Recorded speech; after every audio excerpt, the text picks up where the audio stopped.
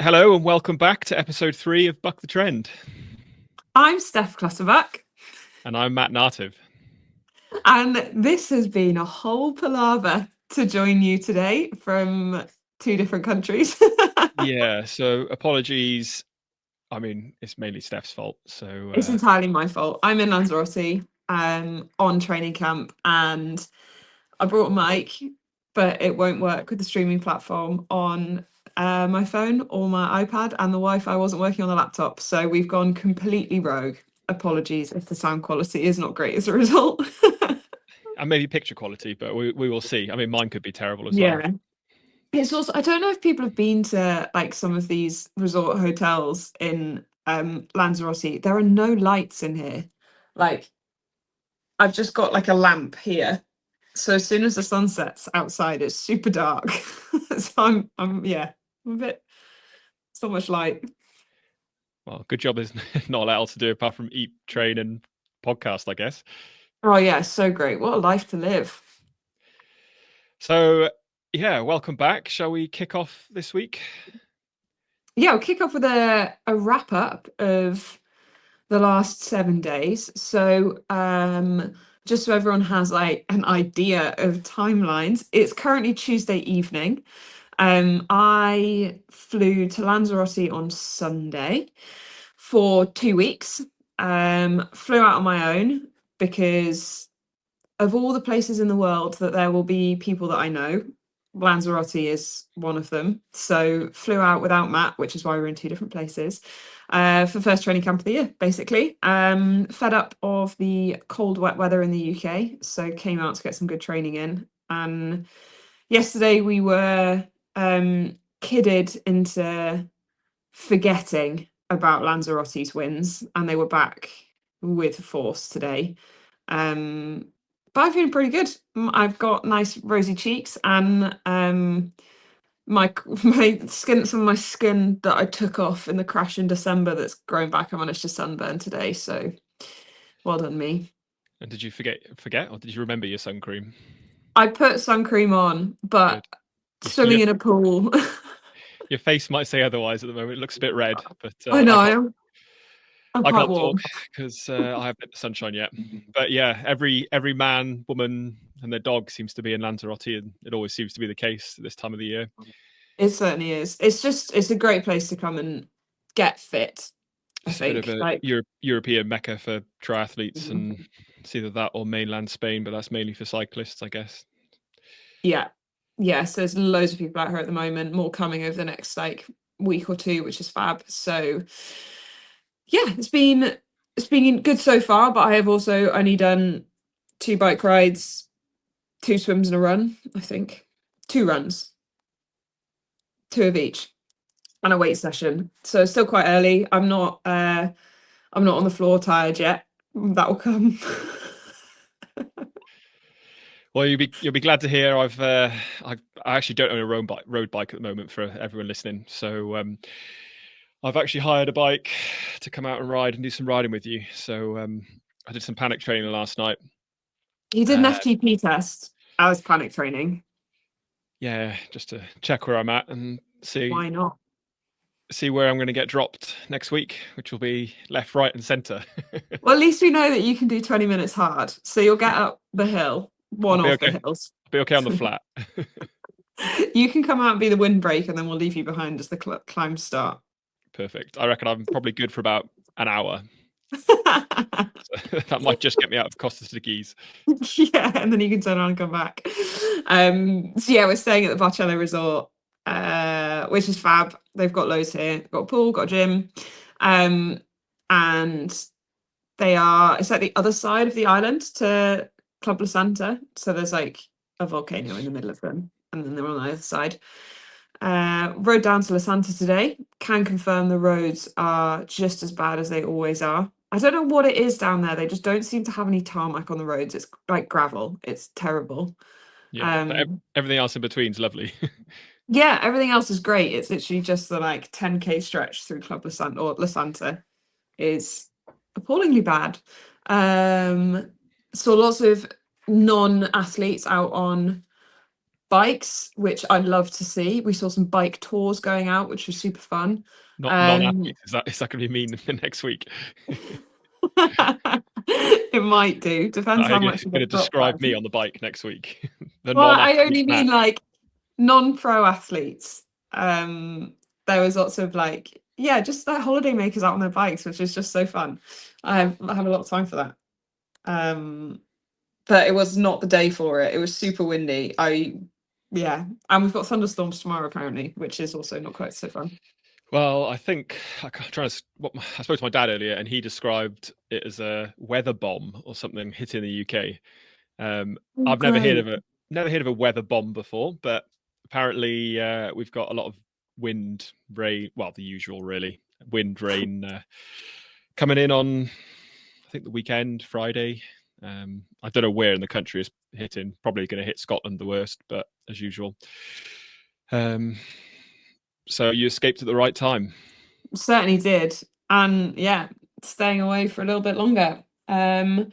So yeah, for all your weather forecasting needs, be sure to dial into the podcast. We will be giving you frequent updates on the state of the weather in Lanzarote in the UK.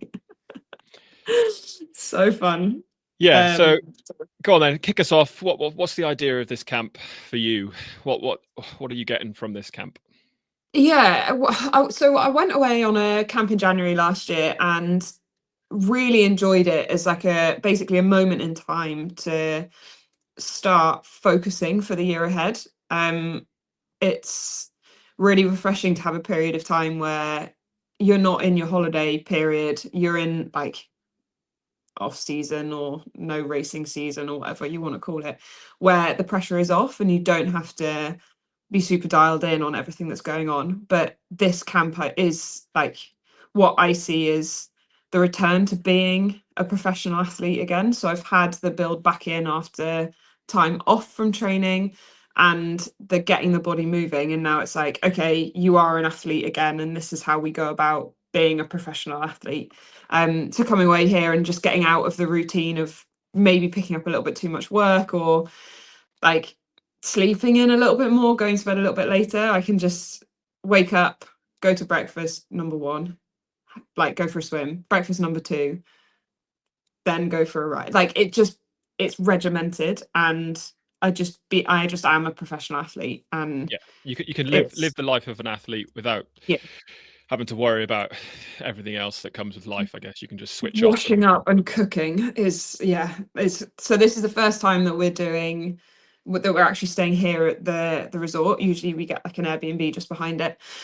Um so it's really great to have food provided basically, and I don't have to worry about anything other than bottles of water, because if you're coming to Lanzarote, don't drink the water. Um so yeah, the only thing that I need to really go and buy bottled water, and there's no good coffee here anyway, so you can't go and buy that. looks like a bit of weight training with those bottles. What have you got? 5 litre, I think this one's 8. 8. Yeah, What a yeah. neat So yeah, sum. 8 kilos of You'll be water. doing a Hyrox before you know it. Oh, I don't think I will. I am not hardcore enough for that. Um, so yeah, that's kind of the purpose of this camp, but also just getting in a bit of bike like time. Yeah. Because I'm spending a lot of time on the turbo at home, which is brilliant for like really targeted sessions. And if you've got watts you want to hit for X amount of time and you don't want to have roundabouts or junctions or cars getting in the way. But you only have so many turbo coins and you don't want to spend them too early. So it's a good opportunity to just get out. And I rode 2 hours yesterday, 3 hours 20 today. I've got 4 hours tomorrow, 2 hours on Thursday. So just banking some back to back cycling days outside with no like specific structure. I've got a watt range that I'm not supposed to go above, which I failed at today. Yeah. Um Just blame the headwind.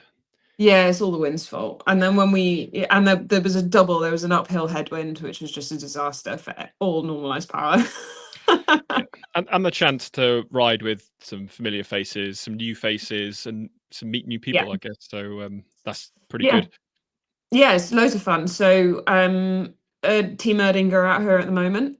which is great. So Nikki Bartlett's out here, Patrick Langer's here, Lena Meisner, Danny Blamel, Florian Angert. So that's super fun. And Rosie Wild's here as well, another British pro. Kat Matthews and Indy Lee have just left. And then Kat's They coming knew back at you the were back end coming. of our. Yeah, exactly. I chased them off. So yeah, there's lots of people, and I think we've got more arriving next week. So yeah, it's like a revolving door of people coming in, people going out, new faces, and lots of people for me to annoy with my terrible chat out on bike rides. Yeah, I don't miss that one. So rude. But at least you haven't had me moaning. So every time I get Yeah, dropped, yeah, exactly. That will start when you arrive. almost definitely.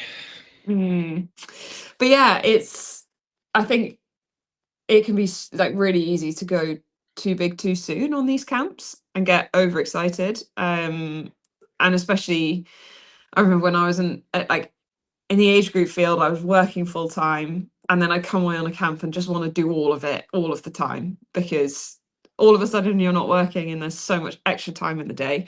But just have to keep reminding myself it's only January and it is a long season and we are just starting to rebuild. And the more solid we build the foundations now, the higher that I can get later on in the year. So just trying to make sure that I'm not rushing anything, not doing anything silly. The quote for the camp is no hero sessions. So genuinely trying not to do anything stupid, which is far easier said than done when the sun's shining and you just want to spend your whole day like out on your bike. Yeah, Yeah. you're a lot better at the no hero sessions than this guy.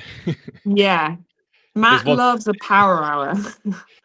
Yeah, not even that. Anything from 0 to an hour is my bread and butter, really, isn't it?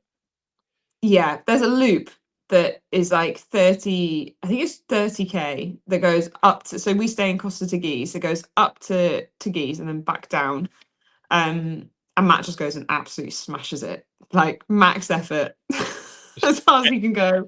end myself, come back home, have an ice cream, have a beer, lie on the bed. Yeah, that's it. That's his training done for the day. Tick. So I am expecting more of that, which is not great when I think I've got a 5-hour ride on Saturday. So you can do your power hour in the first hour and then I'm going to carry on. Yeah, I can't promise I'll make the 5 hours. Maybe I'll give it a good go. But yeah, so talking of camp, what is what are the camp essentials? I mean, you've probably picked up a few because I know you've asked me to bring a few things out for next week. So I'm going to hit with the first one, camp essentials. I'm going to go with number one. Well, it depends if you're a tea or a coffee drinker, but either or. Good, your own tea bags, maybe, Oh yeah. your own coffee. Especially in Spain, we've never found really great coffee. So Steph's forgotten the AeroPress, so I'll be bringing that out with me next week. Yeah, I'm currently surviving on hotel coffee and it's okay. great. It's week one, so you can get by on week one. It's week two, you'll need it. Yeah, So for sure. I'll bring the good stuff. Second one is, so I don't talk about it much, but I'm a vegetarian, which is totally fine in the UK. It's super easy. But whenever I travel, it seems to be much harder. So US is quite hard. Spain is also really, really challenging. Lanzarote more so. And because I'm relying on food at the hotel rather than cooking for myself, I should be supplementing protein and I forgot my protein powder. So I think it's good to do anyway when you're on a training camp, because it's just a little bit like your protein intake's then just a bit more consistent throughout the day. So I did go and buy like protein yogurt drinks just so that I know that I'm getting in enough should one of the meals not provide what it needs to. But yeah, protein powder for sure. Yeah, the quantity of food's fine out there. It's buffet style, isn't it? I think. Yeah. So it will just be and breakfast, like I say, milk. It just depends with the mains. I don't know what the mains are like, but there's scrambled egg and baked beans. So like breakfast is actually breakfast okay. is fine. Yeah. Yeah, it's just the so actually tonight we had Mexican style, so there's lots of black beans, which was great because they have good protein in.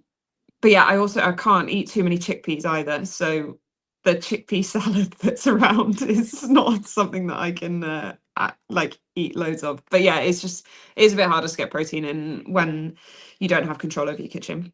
So half of my luggage allowance is now going on coffee, And protein, protein powder. and another thing, whilst coffee and tea is I don't know what the mugs are like out there, but every time I always find the little tiny hotel mugs. We've actually got in our hotel room normal Okay, size mugs. because So for those that are watching on YouTube, this is like half the size of my face. I quite like my own mug, so I might No, bring you out do. a mug of sorts because I can get a big coffee in. What else was on my list? Snacks, I guess. Snacks that you can't buy abroad, which nowadays you can get pretty much anything, like chocolates and Yeah, you can get a lot, but I would say home like comfort. your nutrition. So Yeah, if you're going away on a camp where you're going out on the bike for a long time, say for example, that especially here, you will find petrol stations where you can fill up bottles, and or like little mini supermarkets. But I would say that carbohydrates wise, you probably want to have your own with you. So I'm very fortunate that I partner with Precision. So I bring out like their carb mix for my bottles, and then they do these sachets that have sodium in. So I ride with them in my back pocket. So when I fill up with water, I can just chuck some sodium in my bottle. But yeah, they're definitely an essential for me. how many chews have you been through? They're usually a favourite. Oh yeah. Two yesterday, three today. So Good, far. good going. Yeah. Squash as well. That was we quite like that. You know, the little squirty Oh, the sachets of, squeezy ones. yeah, or cordial if you're American. Yeah, I didn't bring any of those actually. I think you're more of a squash drinker and because I do rely on the carb mix and I don't tend to add extra squash to that. But Yeah, I don't not like an a bit of essential that squash, I'd bring, but but I'm adding one it to that the list. yeah, fine. Also, another one for my list is we always seem to forget it. Obviously, the Euro plugs, but I always think taking an extension lead so you can plug in. I mean, with bikes nowadays, you've got chargers coming out of your ears, so an extension lead is always handy because it's got the, well, for us, British plugs on it. Rather than Yeah, having to bring 4 different Euro plugs, we can just have one and our extension lead. So yeah, that's it's not. another one on my list. I don't know if you've got any other. I guess on the electronics front, anything that you need to charge. So like I've got my heart rate strap charger, Garmin charger, watch charger, various bike chargers. Like you forget, I think when you don't ride outside much at home, you forget how quickly the batteries can like disappear. Yeah, Um, especially when you're doing a and good where few it's hours a day. hilly, yeah, you're hilly, you're changing gears quite often, bring your charger. Yeah. Okay. So I think I'm out of camp essentials now. Final one, maybe a bit rogue, probably not necessarily useful in a hotel, but a good towel. Yeah, we've been to a We, few Airbnbs, haven't we? And either no mm, towels or rubbish towels, and we've had to end up buying new beach towels, which again is hit and miss. We we bought some of those sort of microfiber towels, which have never gone down well. Always go no, for a good, big, fluffy beach towel. exactly, especially when like if you're swimming and then you're training, like you're doing other forms of exercise as well, and then showering, you really need more than one towel because otherwise you're just going to be drying yourself with a wet towel. So And don't buy too cheap because all the fluff comes off when you're wet and you dry yourself after the pool, and then you look like a, I don't know, a multicolored yeti or something. yes. I So yeah, I think that wraps up camp essentials. If we think think of any so. along the way, I mean, maybe there might be more. We'll ask the I mean, listeners. there's also the essentials that are like your training kit, swimming costume, hat, goggles, Yeah, I bike wouldn't. shoes, I mean, helmet. they're Don't absolutely forget them. essentials, but I'm talking extras. The nice to have and the things that make it a little bit more homely and a bit nicer. So Yeah, if I'll put it to the listeners, if there's any more camp essentials that you think either we've missed or you think should, yeah, I let would us say know. comment below, but that's not a thing. No comment. Send us a message at Puck the Trend Pod. Cool. What should we move on to next? Do you go into some questions? Yeah, let's do it. Do you want to kick us off, or shall I? I do actually, because I want you to answer. So Okay. I got a message from one of the athletes that I coach. Shout out to Ayad, who requested that Matt put together an 8 plus a Cox of professional triathletes, which I just think is absolutely hilarious and such a great task. I have no idea who he's picked. So Matt, could you please talk us through your 8? Yeah, so I guess thanks, Cox? Ayad. And this might not be very relevant to a lot of people, but I will try and talk us through it seat by seat of why I think Ayad actually asked the question of male professional triathletes from my side, but I'm going to go 50-50, well, near enough 50-50. There's 9 and an 8 with the Cox. So I'm going to go with 4 females, 4 males, and give you the reasoning behind each one. So I'll kick it off fast. I'll go through it as fast as I can. So in an 8, the stroke and the 7 seat are the sort of, they set up the rhythm. They're probably some of your most technical people on the boat. I've gone with Cam Worth and Nikki Bartlett because they have both got experience rowing to a high level. So they're setting up the rhythm in the boat. So even if the 6 behind don't have a clue what they're doing, hopefully they'll go in the right direction. So they're setting up the rhythm. In the 5 and 6 seat, so just behind them, I've gone with, so these are sort of backing up the rhythm. So they're technically proficient, but also very strong athletes. So I've gone with Laura Philipp on the female side and Magnus Ditlev. Oh, interesting. Yeah, I think Magnus could be quite silky and smooth. I think he just would back up the rhythm quite nicely. So yeah, there's my 5 and 6 seat. Going to 3 and 4. This is, I don't want to say more the donkey seats, but these are sort of usually some of the strongest in the boat. Usually strong legs, which is why I've gone for the strongest legs in triathlon of Sam Long. And unfortunately, I didn't know where to sit her, but the strongest legs in the female side, I'd say, are Taylor Knibb. So She's got to be in there. I'm not saying Taylor's a donkey. But she's going to have to just sit there with Sam and get on with it. She can keep him in line. Yeah. And I would just like to say I kicked Steph out of this boat because I've had the pleasure of rowing with her. I'm not even sure she'd last the session now. So no, Steph, I mean, I definitely wouldn't. My spine would snap in two, but I'm still heavily insulted. Steph's out. And then my bow pair. So these are usually, well, not usually smaller, but they're usually technically proficient. And I'm really, really good at picking up skills quite quickly and just sort of tapping the boat along basically from the back, or the bows, or the front, but the back. And I've gone with Kat Matthews, mainly for her ability to pick up new sports. I mean, she seems to have picked up swimming and keeps progressing on and on. So I think that's a good sort of bow seat skill to have. And also in my 2 seat, I've gone from Christian Blumenfeld because I figured you want some good chat coming from the bows. And it was a tough one because it was between Christian and Josh Amberger. Ooh, why? Yeah. Talk us through that. Well, I just figured they both bring a lot of chat to the boat and a lot of noise and just a lot of good vibes from the bows, because that's what you want in an 8 is your bow pair to bring some vibes. So Kat and Christian can bring those good vibes in the bows. And then my Cox, so usually, how would I say, the smallest in the boat? I mean, always the smallest in the boat. Yeah, but also someone who's got good authority and good, not afraid to tell everyone off within the boat. I've actually gone for Ruth Astle for that. She will keep everyone in line for sure. Yeah, I figured she's not afraid to tell those 8 people in front of her what to do. So yeah, that's wrapped up by 8, and yeah, maybe we'll see it in LA in a few years. I think even if it's got to be an exhibition 8, someone's got to make this happen. I would actually really enjoy watching Sam Long learn to row. I think it would be brilliant. You're right.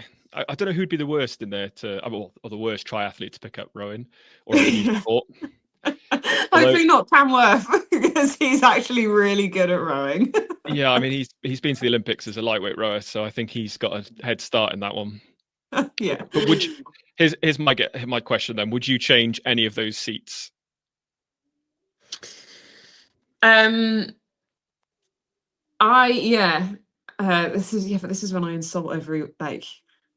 I wouldn't have you in my boat. So I've probably insulted all 9 of those people. So I wouldn't have had Sam Long in there, because I have a theory, and it's a theory that I'm testing with Matt, and it's about the relationship with swimming and rowing, because Matt was an adult onset swimmer, so he didn't learn to swim properly until he was an adult, but he spent a lot of his time rowing, and he took up swimming so quickly because he understood fluid dynamics.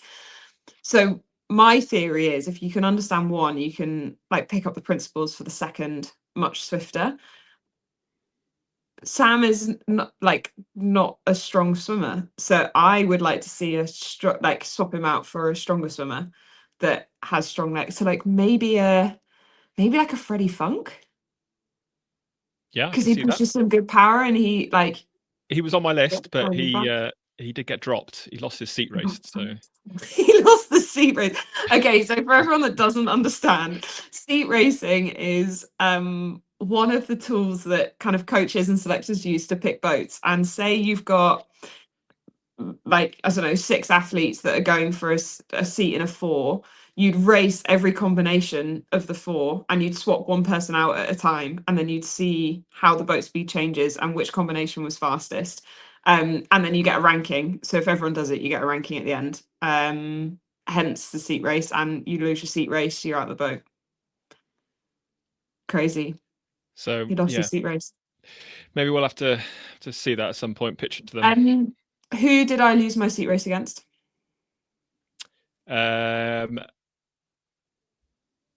All 8. All of them. Yeah, I thought about Humbling. putting you in at stroke, but you haven't done much rowing in 8 to prove it to me yet. So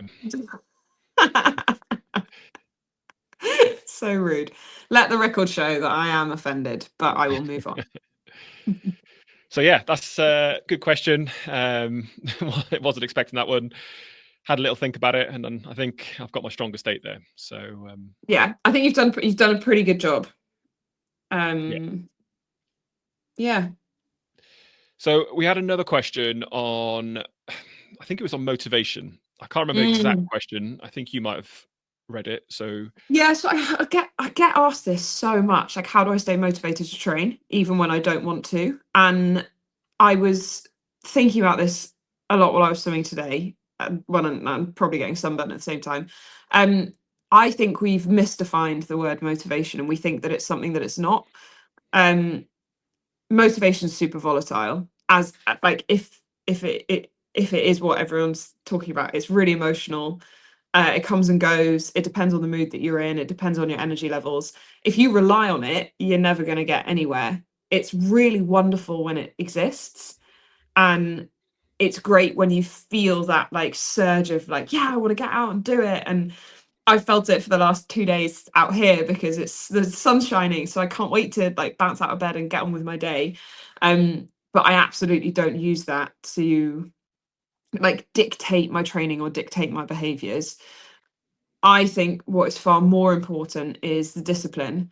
But in order to have the discipline, you need to have your why. So you need to understand what it is that you're working for and working towards, which does kind of come in with motivation, but it's not this driving force. Like, it doesn't, yeah, it's not quite as like get up and go. It's like, yeah, I'm gonna go and do it. It's just like okay, I know what I'm gonna, like, I know what I want to achieve, and I know what I need to do to achieve it. And if I don't do that thing, then I'm the only one to blame. So I'm going to go and do it. So I yeah, know what I want to do, and I know what I want to achieve, and that requires me swimming, biking, running, building myself, working on my mind. Even the days that I feel tired and it's grey and raining outside, like, I still have to go and do it. So I just go and do it. And that discipline, I'm thinking, comes into a routine, building the routine to turn up every becomes day. easier. Yeah. So talk me through how you could get your routine. Because for people listening, obviously I know Steph better than most. The alarm will go off at, I don't know, call it 6 o'clock every morning for a swim, whatever it is. She springs out of bed. And I sometimes question the motivation. I was there one day, but nowadays I would not be getting up 5 a.m. on the dot every morning, 6 a.m. I don't spring out of bed unless I'm in the sunshine or on a holiday. So yeah, talk us through motivations, discipline, whatever you want to call it there then, Steph. I think a lot of it is you've got to reduce the barrier to entry. So there are, if I rank swim, bike, run in terms of the level of energy that is required to start the activity, biking is the easiest to start for me. All I need to do really is put on a pair of bibs, put on a sports bra, and walk out to my garage and get on the turbo. Like it's really like low energy to start. Running is dependent on whether I go inside or outside. I mean, I guess cycling is too, but it's would still rank as the easiest, like the lowest energy for me. Running is the second, and swimming, I've got a 40-minute commute either way. So it's without a doubt, it's the one with the biggest barrier to entry. So I build my day around the sport that has the biggest barrier to entry, because there are specific times that I need to go swimming, and it's easier at certain times of the day than it is at others. And yeah, so I'm like, I do the swim at the time of day that I know I'm going to be in the best frame of mind to get in the car, drive 40 minutes, do an hour and a half swim, and drive 40 minutes home, hopefully without forgetting my swimming bag. And then the rest of my day kind of sits around that. And I make sure that we've got food in the house so that I can eat properly before, eat properly as soon as I get home after, have my protein in the car. If I'm training before, I try not to wake up before 6 a.m. Something that I found is 5 o'clock. If I get out at 5 regularly, I get very tired, even if I'm going to bed at 8 o'clock in the evening, which I will do. I'm quite happy doing that. If I'm getting up at 5, I get very, very tired. Whereas 6 o'clock, that extra hour, even if I'm not going to that, even if I'm going to bed an hour later and I'm not actually getting an extra hour of sleep, it's just much more sustainable. So I try not to get up before 6. And I have my day planned out. There's room for flexibility. And it's like, while I'm here, I'm quite busy with lots of training and set meal times, and I'm trying to get some work done. So I know that each day I've got like my timetable mapped out, but I've built in like an hour of flex on bike rides just in case something goes wrong, and half an hour here and there, which helps me because then it's like it's almost like turning up for a meeting at work. I have to turn up and do training at this time because it's the schedule that I've set. So my habit is to just go and do it, rather than kind of procrastinate and sit and be like, oh, the worst sessions to do are the ones that you've got all day to do, because you just won't do them. Whereas if you give yourself a moment in time that you have to start, even if you're 20 minutes late, you're starting. Yeah, so the biggest takeaway there is be prepared, whether that's know your routine of what's coming that next day, next week, but also have your kit laid out on the bed, on the radiator, Yes. on the, I don't know, wherever it is, just trainers at the door. Easy things to, like you say, reduce those barriers to entry. So I think that's quite a good, that'll be useful to a lot of people. But also, I think people would like to hear, and you don't have to tell them everything or go into too much detail, but what are your motivations? Or not your motivations, but your, like, what is that why for you? I've never said this out loud. I mean, I've said it out loud. I've never said it on quite such a public platform. Um, I want to be the best in the world. And that has been true as a swimmer, that was true as a rower, and it is true now. And I don't actually know how to do this without that. That's not, by the way, that is not saying that I'm going to be world champion this year. That isn't the motivation. Like that's almost like the title itself is not the important thing. It's the working day in and day out to get to being the best in the world. And that is seeing progress, it's making improvements, it's being professional, it's finding new ways to do things, it's thinking differently, it's stepping well outside of my comfort zone but knowing when to be within it, sleeping properly, eating properly, recovering well, being open-minded, having conversations with people, um, and all of that will help me hopefully be best in the world. And that's the journey that we're going on. And quite frankly, whether I get there or not isn't the important thing. It's the fact that I'm fighting like hell to get there. And it might happen in 9 years, it might happen in 2 years. I don't really know. And again, that's not like we haven't said I've got to be world champion in 5 years and then I'm quitting the sport. Like that's not the approach that we're taking. Like I want to be on this journey for as long as I want to be on it. And until the moment that I step off the race course and don't get back on, I'm trying to be the best version of myself, which for me is being the best in the world. Yeah, that's exactly what I was going to say. Was the best version of yourself, but you've literally just said that at the end. So Great yeah, minds no, think alike. no, that's just really interesting. So Yeah, so please don't come and hate me because I think we all need to have our personal thing that's driving us, and it's like none of it's said out of arrogance, and it can be as big and as bullshit as you like because fundamentally all it's doing is driving your behaviors. And if it gives you motivation, then it gives you motivation. So what? Like don't let anyone take it away from you. yeah, yeah. And I think you've got to reach for the top, haven't you? So Mm. otherwise, Well, where see, are you going to end up? if you shoot for the moon, even if you miss, you'll end up among the stars. It's Perfect. one of my favorite sayings. And well wrapped up to end that section, I think. Yeah. Talking of shooting for the moon, can we do the what the buck? Is that shooting for the moon? Got probably a Why bit. is someone doing something cool? Yeah, go on. We'll go with what the buck. So what the buck moment of the week. Go And on. it this week is Lucy Gossage at the Spine race. So the Spine is like in itself is the most mental thing I think ever. How many miles is it, Matt? I want to say 269. I'm just checking now.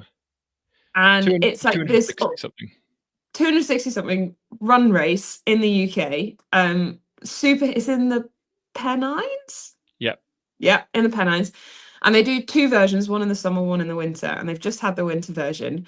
So obviously it's this like multi-day race, and if you don't follow her, so Lucy Gossage is a former Ironman athlete, so she's like from our world, from a couple of years ago, and she raced it last year and had this utterly horrendous personal experience as things were going on, and I would not do it justice talking about it. So go and like find her, read her blog. um, Nikki Bartlett's a great friend of hers and kind of was going with it alongside. So, I mean, the whole thing is mind blowing.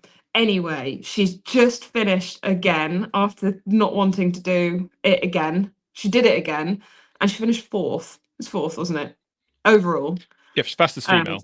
fastest female, fourth overall. And it was like 80 hours. Like like this is just ridiculous. Like 260 miles in 80 hours is mind blowing. Yeah, so it's like I say, it's along the Pennine Way, 268 miles non-stop over. Yeah, I think it was 89 hours or 92, something along those lines this year. But obviously, we had a bit of a. There was a lot of snow and ice on the first few days, and especially when you start going up into the Pennines, I imagine it's pretty bleak up there. So yeah, anybody. I mean, I'm a avid random sports fan of everything, to be honest. So I a bit of a nerd. I was dot watching or whatever they call it for a considerable amount of time, and also following Lucy's updates by I think Nikki Bartlett was actually doing her updates, Mm. which I thoroughly enjoyed. So yeah, go and check her out, and yeah, if you fancy it, give it a go. Yeah. So my mind is blown regularly by ultra athletes that are doing like multi-day races. And I saw something on Instagram that was like, someone was like, oh yeah, I've perfected the 1 second nap. And I was like, no, I think she said it was a 30 second, it was actually 30-second nap. She'd perfected the ability to nap for 30 seconds. And I was like, that's just blinking. Like that's not a nap. That's not Yeah, surely not a sleep.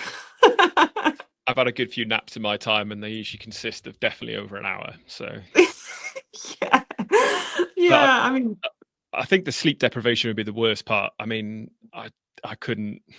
I think maybe one day you could probably get by, but that second, third, potentially fourth day, and some could be yeah.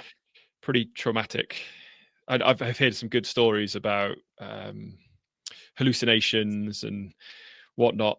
So yeah, it could be an interesting one. I've had a few friends who've gone into done a bit of ultra running. A good friend of mine, Gareth's taking part. I think 160 miler coming up soon in April. So it'll be good to follow his progress. Yeah, I think it's utter insanity. I have so much respect for everyone that does ultra running and ultra cycling races. Like it's Ultra anything, I think. ultra anything. Yeah, anything that requires you going through the night for something is really quite ridiculous. So yeah, we'll keep you all updated on how Gareth gets on. And uh Matt won't say it, but he has actually done an ultra marathon before. So maybe one day we can get him to do a multi-day ultra race. Maybe. Yeah, I will do another one day. Like I say, I was trying to explain this to a friend the other day, and basically I did a ultra marathon of being fit, but not fit because I'd only ever run a half marathon, thought I was fit, thought it would be easy. I was so naive, so stupid. I think I ran a half marathon the weekend before just to see if I could run. Then I went away skiing for a week and then came back and raced on the Saturday or Sunday with some friends. And basically, it wasn't even that long in terms of ultra races. It was just over 70 kilometers, I think, which to me now is that is an ultra. And yeah, I lost pretty much all 10 toenails.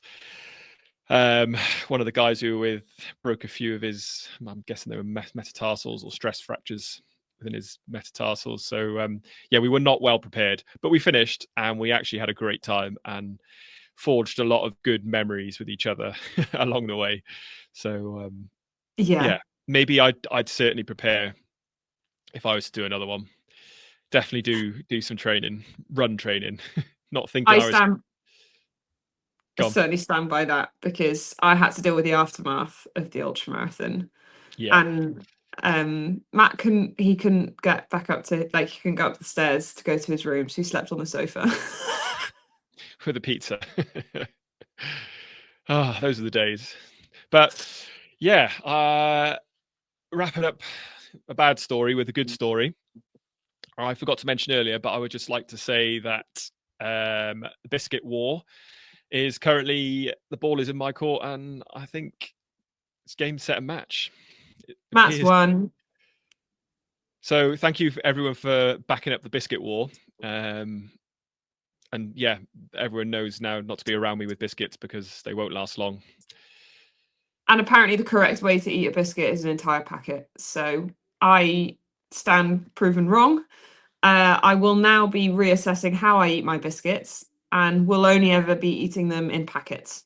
So thank you all. Appreciate that. But there's probably the reason you're the professional triathlete and I'm not. It's because I can Maybe.